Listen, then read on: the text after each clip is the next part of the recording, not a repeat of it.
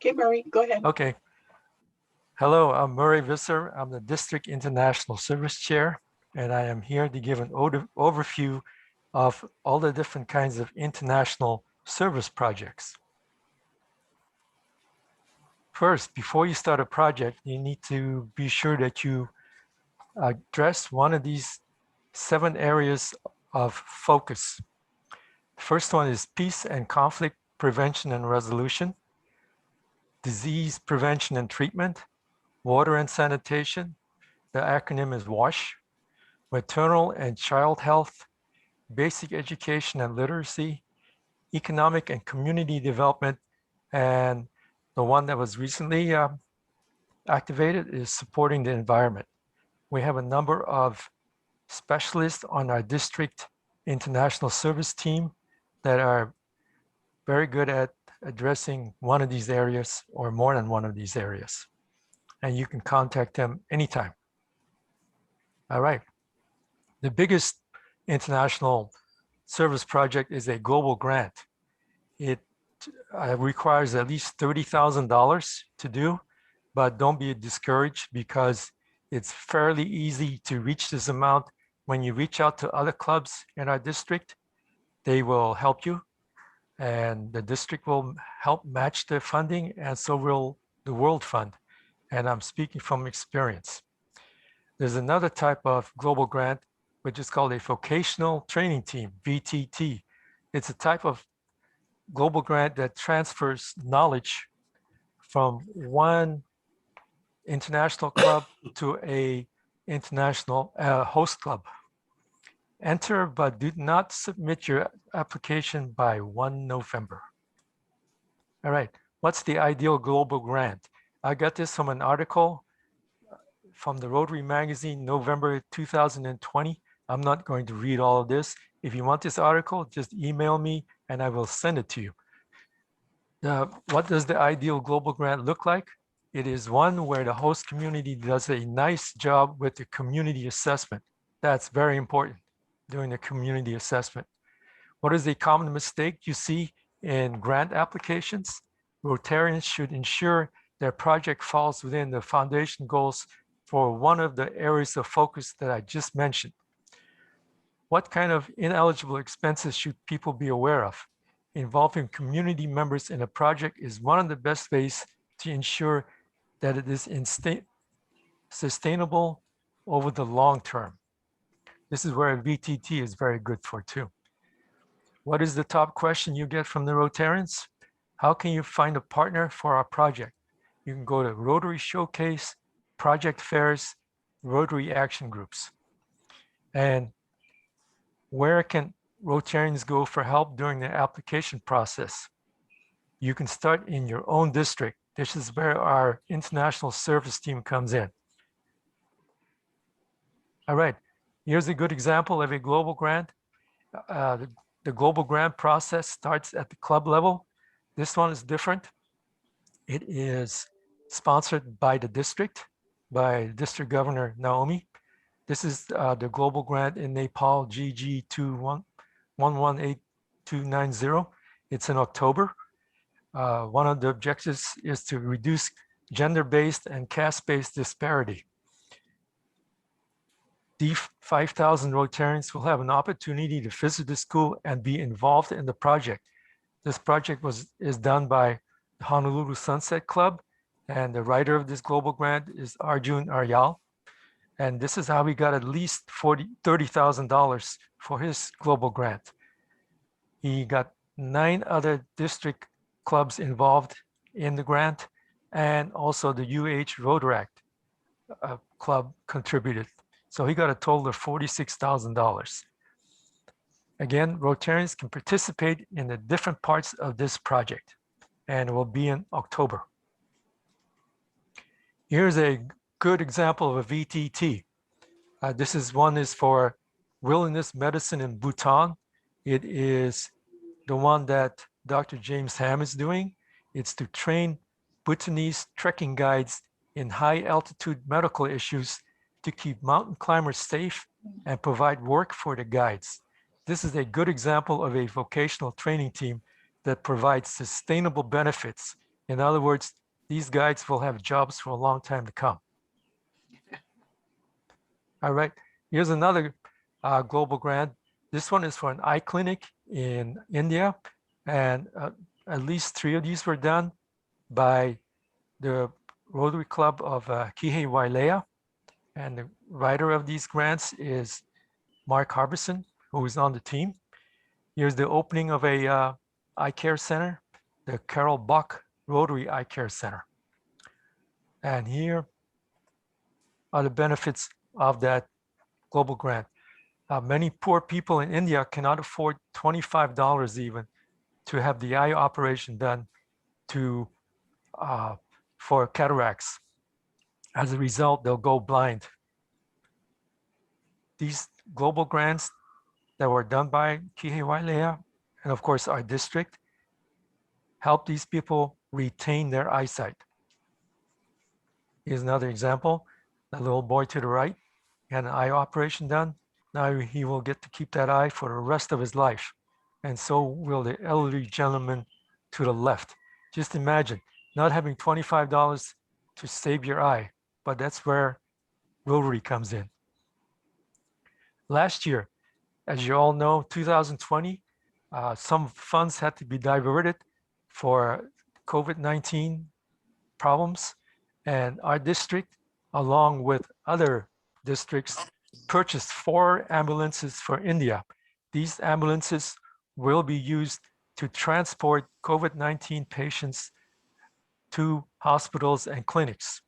And again, our district, of course, was involved in it, and also Rotary Club Kihei Wailea is instrumental in this.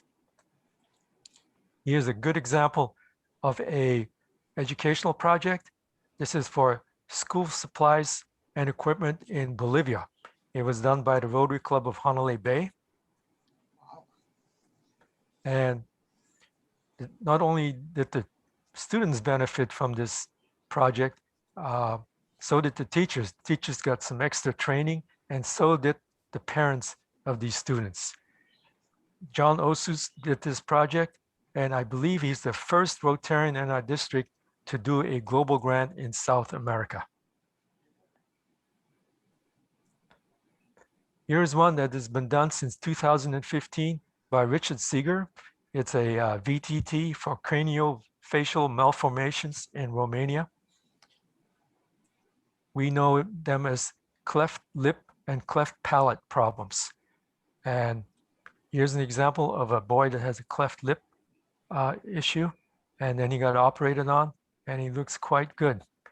Here's a child that has a cleft palate or no palate, and that child received a palate, and now that child can have a normal life. This these district grants that Richard has done benefits not only the people in Romania, but it also benefits all of Eastern Europe. That hospital will be expanded so that many, many more people in Eastern Europe can benefit from these types of operations. I've done a global grant in Thailand, and this is for COPD, which is chronic obstructive pulmonary disease, kind of a catch-all phrase for breathing problems.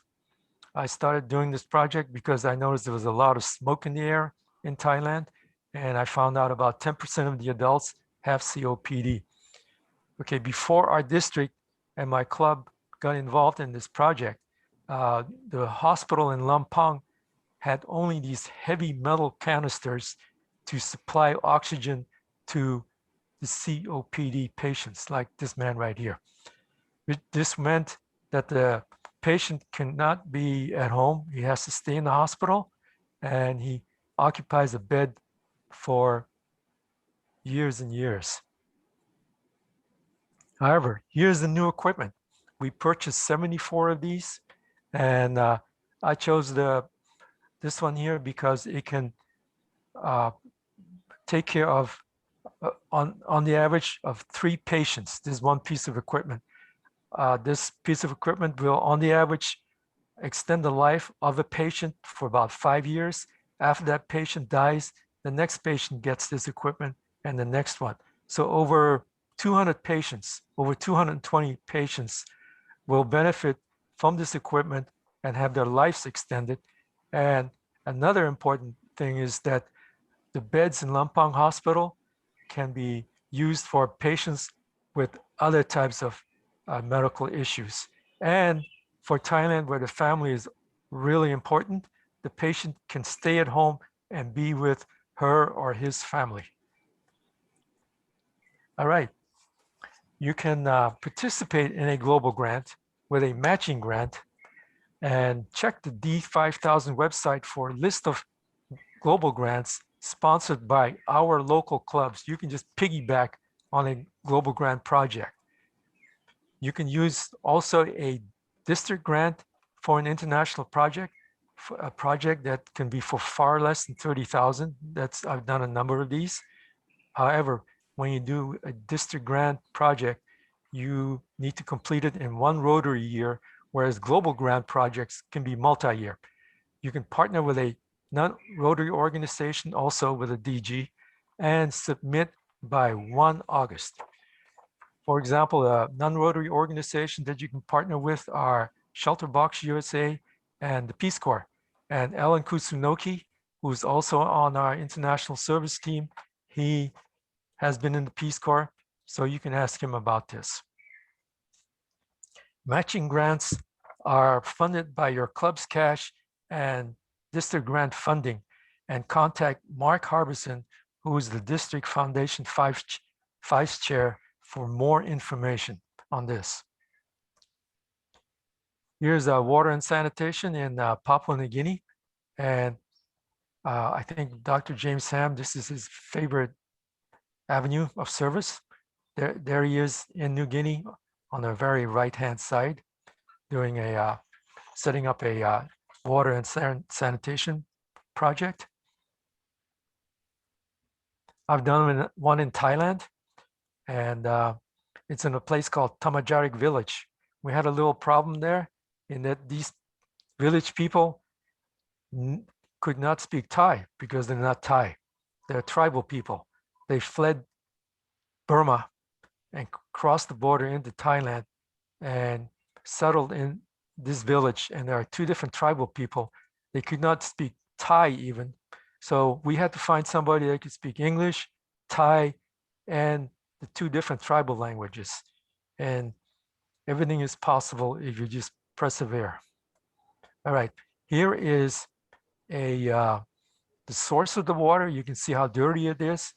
And every day, the women of the village, because it's customary for the women to get the water, they have to walk about a quarter mile and cross this bridge to get to the source of the water. Can you imagine the time that's lost each and every day just getting drinking water and cooking water?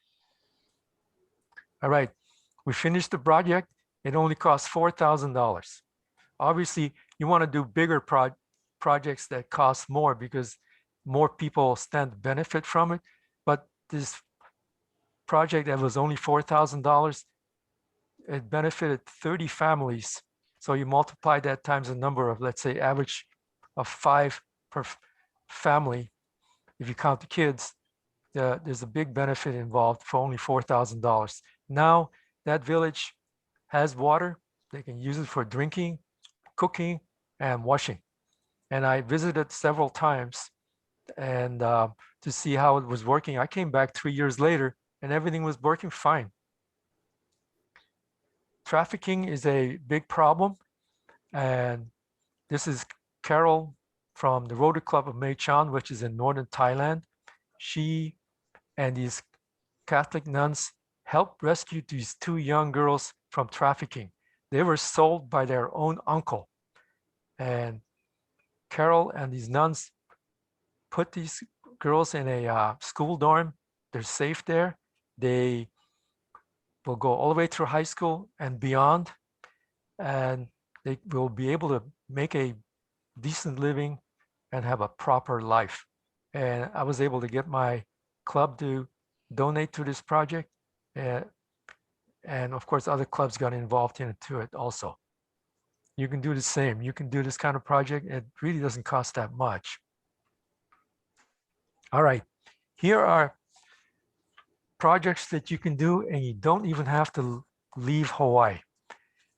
You can participate in a Rotary International Exchange Program. The easiest one to do is International Travel and Hosting Fellowship. It is informal, open to any interested individual. It's a fun way to make international friends and share a common passion. It's been my experience that the common passion is usually travel.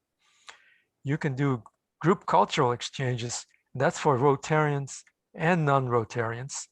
You can do a friendship exchange. This is for either an individual or a team, and they have to be coordinated by the district. You can do a new generation exchange. That's for ages 18 to 25, and it has to be done by club or district. And here's one that's very official. It's paid for by our Congress, and so Rotary does not have to pay for this.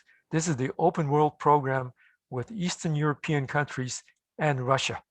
And our district did one in the fall of 2019. And then, of course, there's the Youth Exchange Program. I've done every one of these, and it's been very gratifying.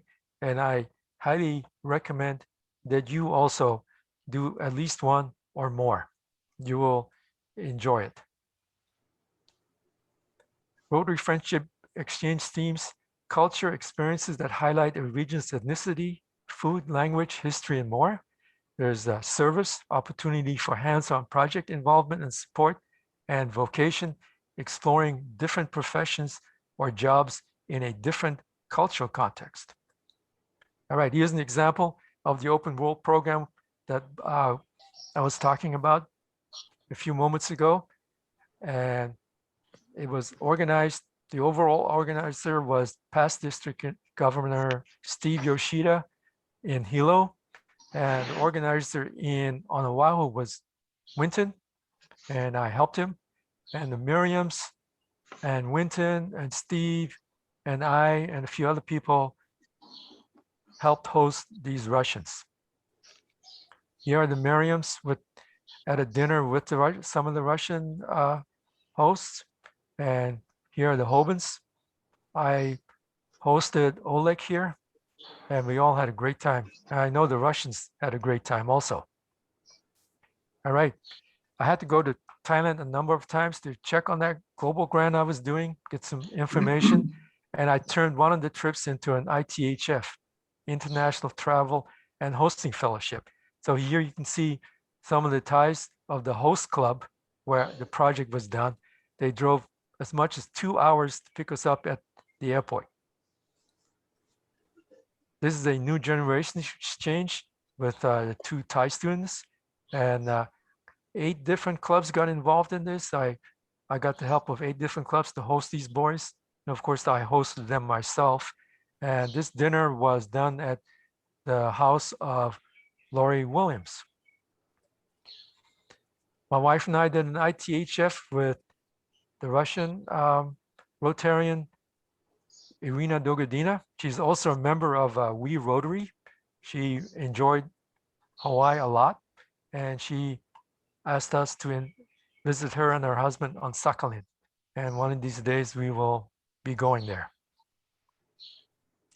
Here's Dr. James, and his wife is right next to him.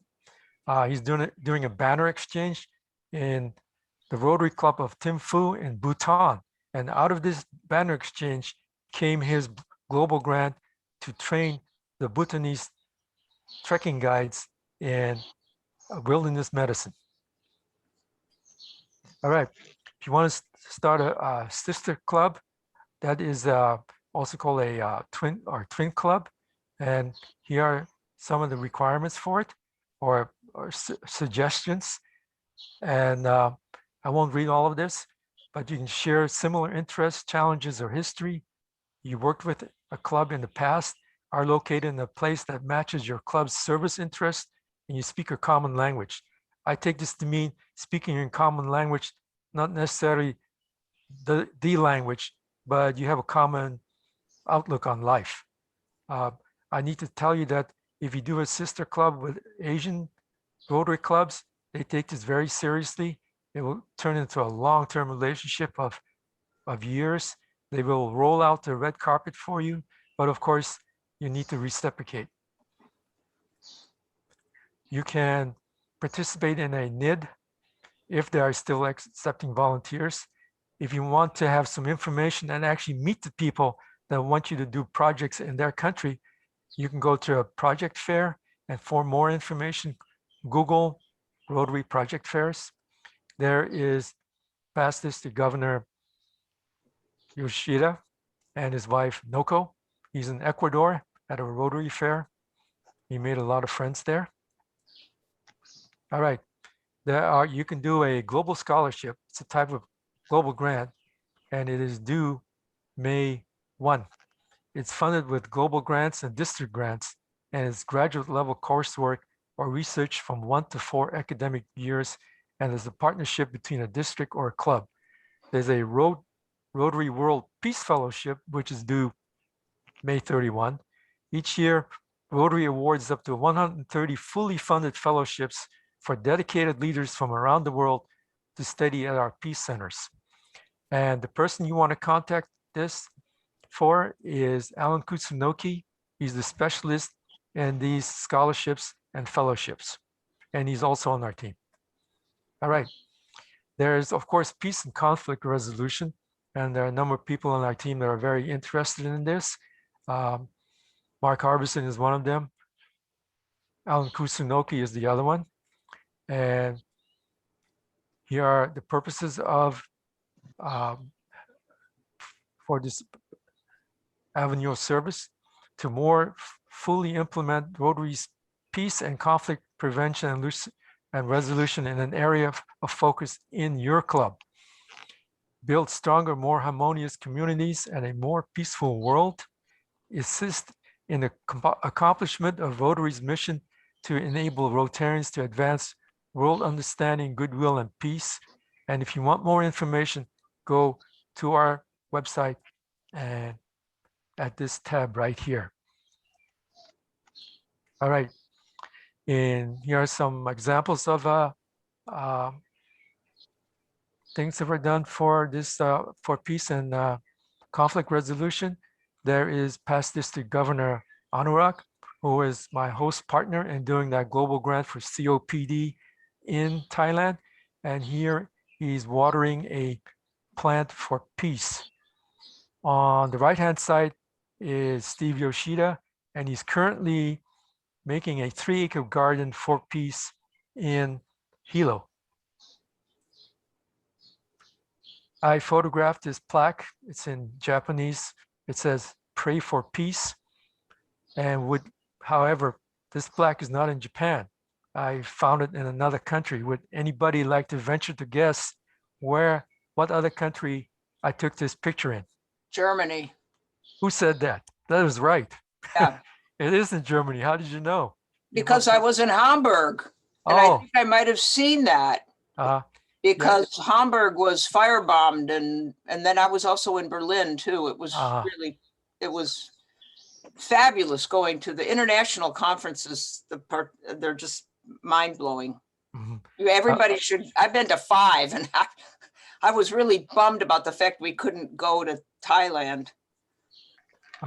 So I mean, not Thailand, but Taiwan. Right. So this tells me that the quest for peace is a universal goal. All right.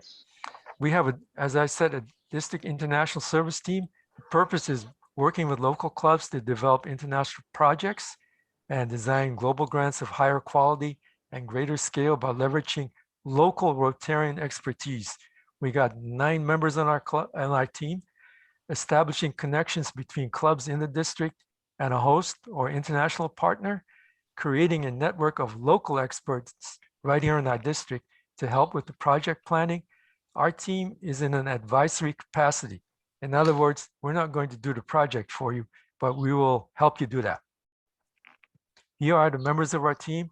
Arjun Aryal, he has a PhD in geophysics. He's the one that's is doing a number of projects in Nepal, where he's from. And Dr. James Ham. Some people on this team have 2 hats. He's a district global grants chair. Mark Harbison, District Foundation Vice Chair, George Kelsey, Logistics, Construction and Maintenance, Alan Kusunoki, Global Scholar and Peace Scholar, and also you can talk to him about the Peace Corps. Past District Governor Laura Steelquist, District Rotary Foundation Chair, Dr. Paul Morose, he is in pediatrics. John Osus is the South America Area Specialist. Sam Bello does financial literacy. And finally, I am the team leader. All right.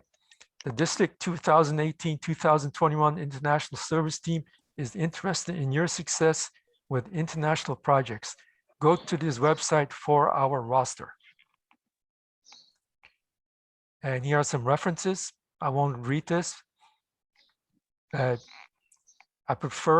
We prefer that you start right here in our district with our team.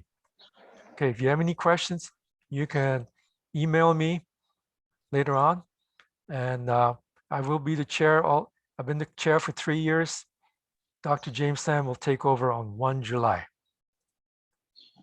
All right, now it is Mark Harbison's turn. He will make a presentation on grants, which are very instrumental, and he's very good at it. Go ahead, Mark.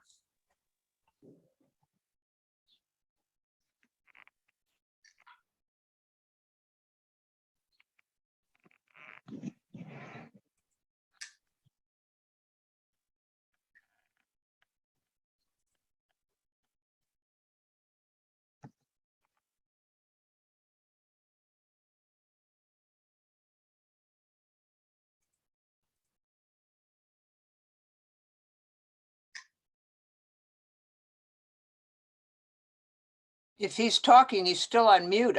Does he know he's on mute? Yeah, I have to start over. I had to get out of my share screen and, okay, here we go. Can everybody see me? Can Yes. everybody see the screen? Okay, okay, good. Let's see, I'll start up here. So I'm going to talk about global grants, and you know, everything Murray has said has been really inspirational. As a matter of fact, I want to start off with a shout out to Marianne Viraga and Virgil, who have recently gotten approval on a grant in the Philippines that will do desalinization on a small island, Baligoan Island, in the out in the middle of the Pacific Ocean. This is a $66,000 grant. About 8 Rotary clubs from Hawaii helped out with contributions. But this is so awesome because they hung in there during the pandemic. They worked with their partners in the Philippines. And it's just an example of what you can do with a little persistence. And we're so happy that this grant got approved finally. And so awesome, awesome, awesome.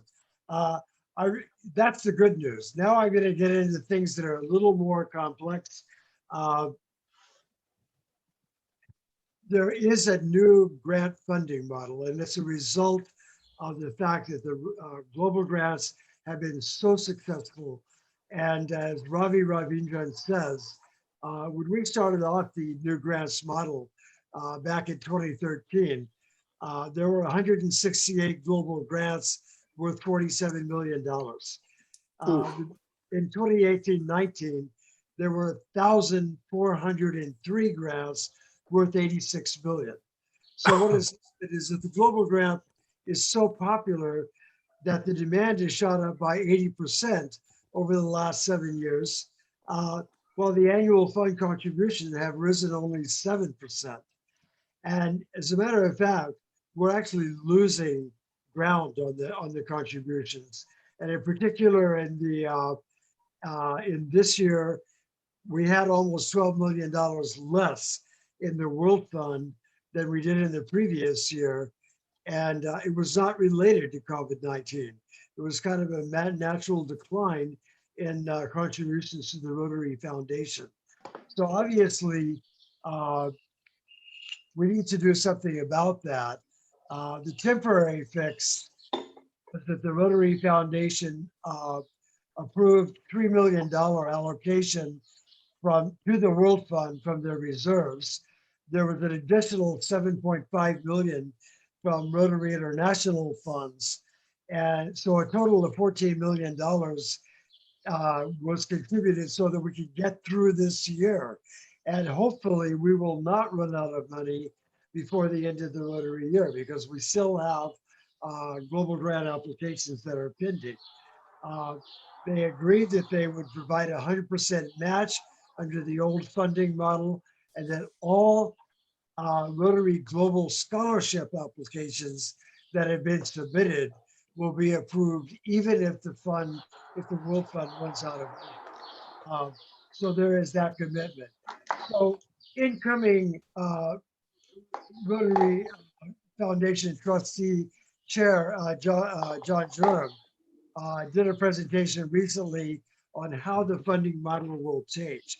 So here's the background, and I've already spoken to it a little bit, but the growth in global grants was up 6% in 2019-20 for a total of $123.6 million. The amount of Rotary Foundation available at the beginning of the year was $95.6 million, which was up only 6%. So there's a real mismatch in funding versus the old grant model, which had to be changed. So here's what they're planning to do to remedy the situation. Whoops, where did that come from? So here are some of the decisions that were made. Earlier in the year, they first made a decision that they would eliminate the match for club class contributions. As you know, up to now, our district has matched Rotary clubs 100% for their class contributions with DDF. That will continue into next year. However, the Rotary Foundation was matching club cash 50% on the dollar, which gave us an additional boost to our global grant funding. They are discontinuing that 50% match as of July 1, 2021. At the same time, however, they're eliminating the minimum $15,000 World Fund match, which meant that Rotary clubs had to come up with $15,000 in matching in order to qualify for the $15,000 minimum. That is no longer the case. So there are other ways now that you can fund global grants aside from DDF matching. The other decision that was made is that district designated funds contributions to Polio Plus will be reduced from 100% to 50%. The World Fund match for DDF from districts will be reduced from 100% to 80%. The annual share fund contribution will be taken equally for the World Fund and the DDF generated from the annual fund. This is kind of a technical thing, but I'll show you later how that contributes to global grant funding going forward. And then effective July 1st of 2026, any rollover funds that the district holds will be donated to select foundation funds and programs, meaning that it will be taken away from the districts and given to various programs of the Rotary Foundation. So all of these things will affect our funding going forward, and we will need to be ready to move on that. For some reason, I'm getting a lot of blanks. Here's my next slide.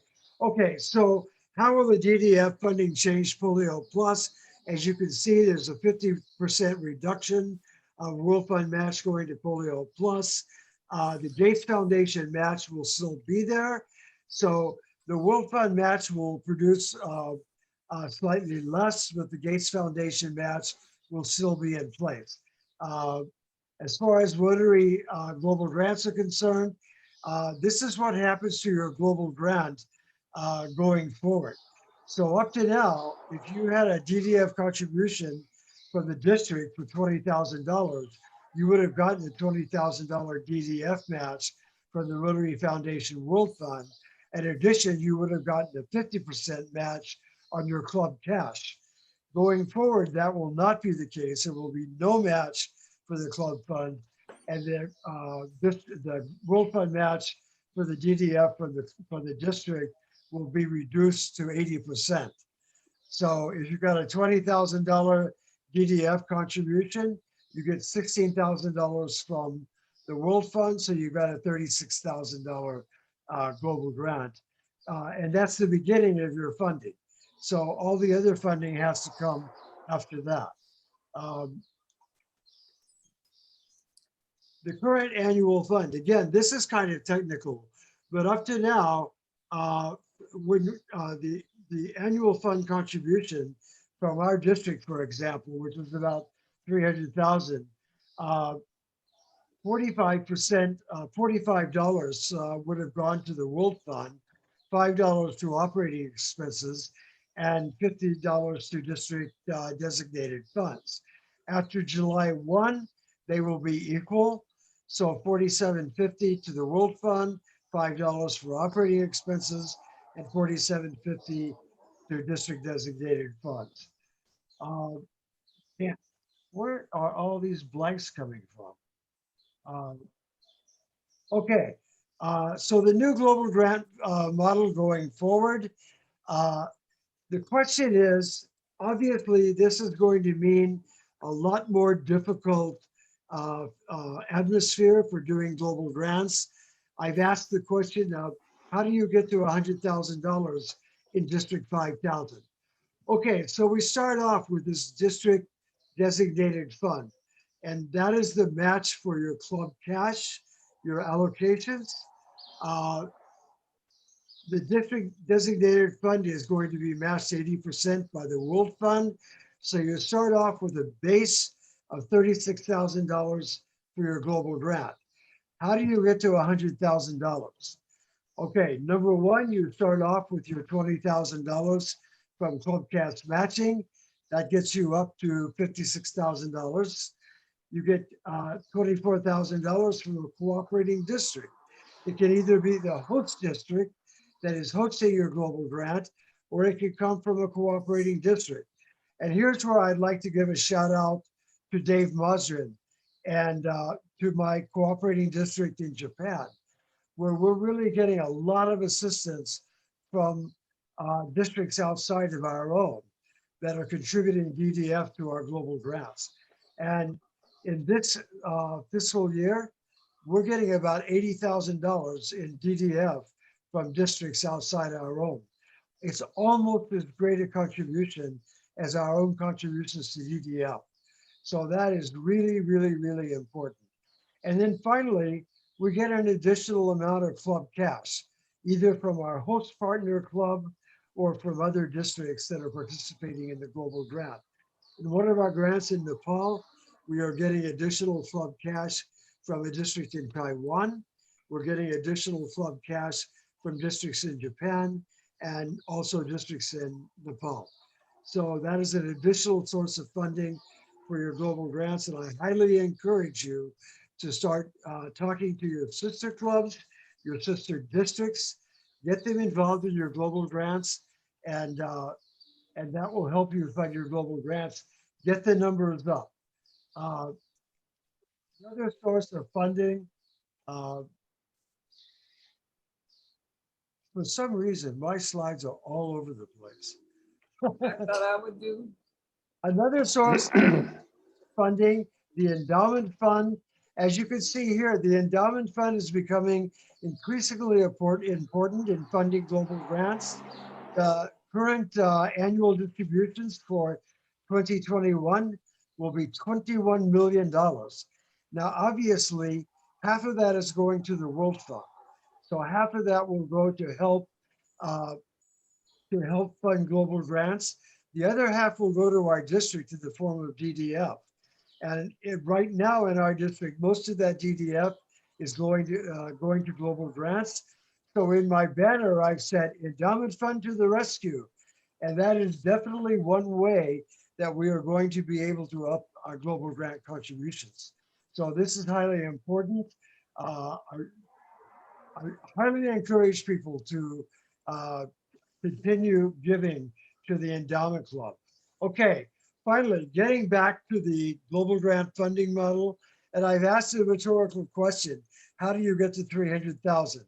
Okay, we start with the same framework that I dealt with before, but the other way that you get to 300,000 and get to bigger and more impactful global grants is start talking to foundations, start talking to your district leaders about the possibilities of getting matching funds from other organizations. So for example, get $200,000 from UNICEF, get 200,000 from World Vision. One of our new grants is being funded for $200,000, actually $2 million from World Vision. Talk to your district partners and your club host partners about getting funding from the foundations that they're familiar with. So these are the ways that we get involved and get more funding for our global grants. I have more slides. I'd love to talk more, but I'm running out of time, and I will turn it back to Naomi. Thank you so much, Mark and Murray. Yeah, we are at the top of the hour already. So if you need to leave, you can leave. But if you have a few questions for Mark and Murray, can stay behind. So thank you everybody for attending the assembly sessions, the training, and have a good day.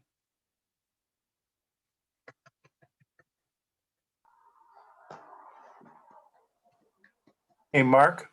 Yeah. In the past, the magic number was a 3.5 multiplier plus the 5% that we pay for a service. So what's this new model coming out to in a nutshell, so it's easier for us to share it with somebody else? Is it a 2.5? Is it a 2.4? Hey, Dave, it comes up to 2.8.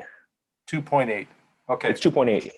And plus the 5% that we still have to pay for a service fee?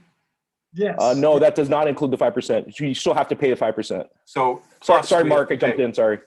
Yeah, but the overall leverage for global grants is still 2.8 times. So it's still a hell of a good deal for your clubs in terms of using DDF. 3.5 was nicer, but we'll live with 2.8. At least we're getting something. Yeah, I mean, the thing to remember is that the key to all of this is that we need to get our foundation contributions up. You know, we get matching based on our district giving. So, you know, our DDF allocation, our endowment allocation, all of that depends on getting our foundation contributions up. And, you know, and the reality is that doing global grants going forward will be more difficult. And that's why I spent some time talking about, you know, get involved with districts that can bring in DDF, either by themselves or they can bring in partners that they are familiar with. You know, the district I work with in India, they connect not only with us, but also with Korea, with Taiwan, with Japan, and you know, James Ham and I and Arjun and Jim in Hilo, we all have connections with districts, with other districts that could come in with more money. Hey, Mark, I had a question about the 2026. It sounds like that was going to be the deadline for any unused DDF. So I'm assuming those, you know, those districts that we've had these partnerships with, they're probably going to be hit up with by other districts as well, I'm assuming, right? So it's going to be a little bit of a challenge over the next 2, 3, 4 years to Yeah, yeah. you know, But to get that too, one of right? the things, to keep in mind is that a lot of the districts in Asia and even in India, a lot of them have been sitting on DDF because they haven't been comfortable doing global grants in English. And unfortunately, the only way to apply for a global grant is in English. So they love to partner with us, and they have tons of DDF. They've got 5 years to spend it. You know, I mentioned that District 2650 in Japan is now cooperating with us on global grants. They've given us over $200,000 in 2 years or 3 years. They have more. They have over $1 million in DDF they need to spend down. So they are more than willing to come in on projects. Yeah, there are districts in Taiwan that are looking for uh, for for districts that are active in global grants. They have money to bring in, so there are lots of possibilities. Also, a lot of the foundations are getting really involved. World Vision, we have a new grants program called Programs of Scale Grants, and it is a $2 million grant from Rotary for a very large project. For example, the one that was approved this year will attempt to eliminate 90% of the malaria in Ethiopia. And for that grant, UNESCO is coming in, World Health Organization is coming in, but more importantly, World Vision is matching the entire $2 million. So the whole scale, so Gates, World Vision, and Rotary, altogether, that grant is worth $6 million.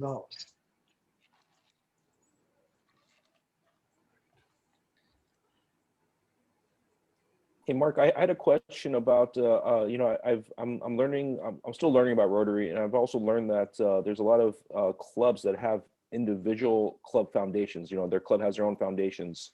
I noticed that obviously with that lack of that, with that 50% or the that 0.5, yeah, the 50% match I was given to that club for Club Cash is no longer. So, you know, I'm just wondering, are there any other strategies for clubs with foundations that want to get involved with global grants, or are we kind of just stuck with just putting in as Club Cash or helping clubs, helping their own clubs, I guess, get that, you know, their DDF allocation match? Yeah, I mean, one of the things I would say is, and I mentioned this in my presentation, uh, uh, if you've got cash, if you've got a foundation that has been accumulating cash, use it. You know, you can bring in cash to help your global grant reach its goal, you know, whatever that is. And the other thing you can do is help clubs that have DDF and are not able to come up with the matching. So if you've got cash that is sitting there and there's a club that's got DDF but can't match it, you know, bring in your cash and help them match it. Put yourself on their grant. Uh, you know, make that money do something besides sit there. I mean, the whole reason that there's $48 million in unused DDF sitting in rollover funds. And that's one reason that the trustees have decided, you know, enough, you know, use that DDF, or in 5 million years, we're going to take it. I'm sorry, in 5 years, we're going to take it and put it into the World Fund or put it into polio. You know, use that money.